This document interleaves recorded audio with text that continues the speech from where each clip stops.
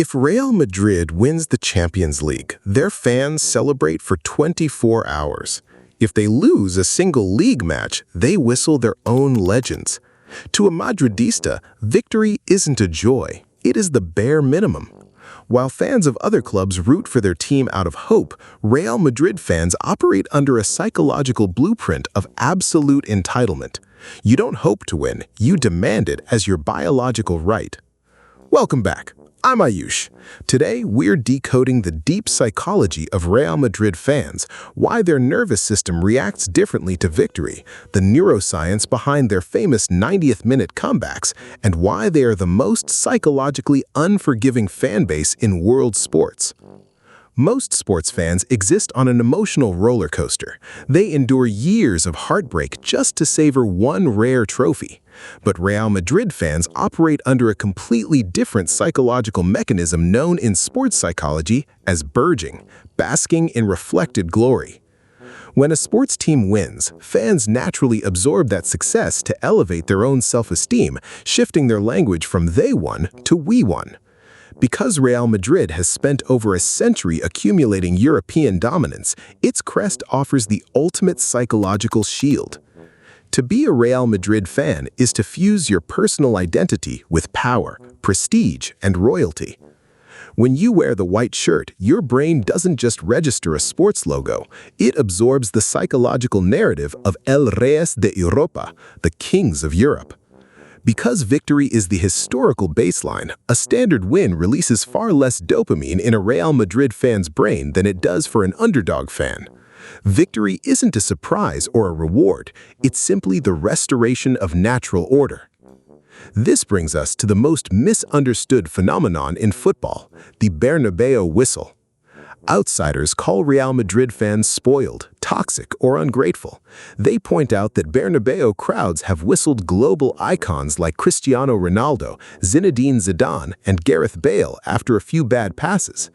But from a clinical perspective, this isn't toxicity. It is an uncompromising perfectionism schema. Most football fans practice unconditional tribal loyalty. They support their team regardless of performance because the tribal bond comes first. But Real Madrid's culture was built on Señorío, a strict, uncompromising code of effort, elegance, and dominance. To a Real Madrid fan, no player, manager, or president is larger than the institution. When the crowd whistles a superstar, their brain is enforcing a psychological boundary. You wear the crest of ultimate achievement. Past glory does not grant you immunity from present effort. It is a psychological pressure cooker where love is conditional and praise must be re-earned every single 90 minutes. Every football fan knows the phenomenon of the Real Madrid Remontada, the impossible late-game Champions League comeback. Down 2 goals in the 89th minute, any rational mind calculates defeat. But inside the head of a Real Madrid fan and inside the minds of the players on the pitch, a powerful phenomenon takes hold: cognitive inevitability. When an event happens repeatedly under high-stakes conditions, the brain builds an immovable neural belief structure. Real Madrid fans don't just hope for a miracle in injury time. Their nervous system treats it as an inevitable law of physics. This triggers what legendary manager Jorge Valdano called miedo escénico, or stage fright.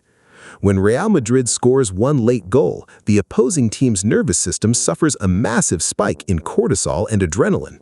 They freeze under the weight of history. Meanwhile, Real Madrid players and fans enter a state of total high dopamine flow. The collective psychological aura is so overwhelming that it literally bends the emotional atmosphere of the stadium, turning an opponent's confidence into complete paralysis.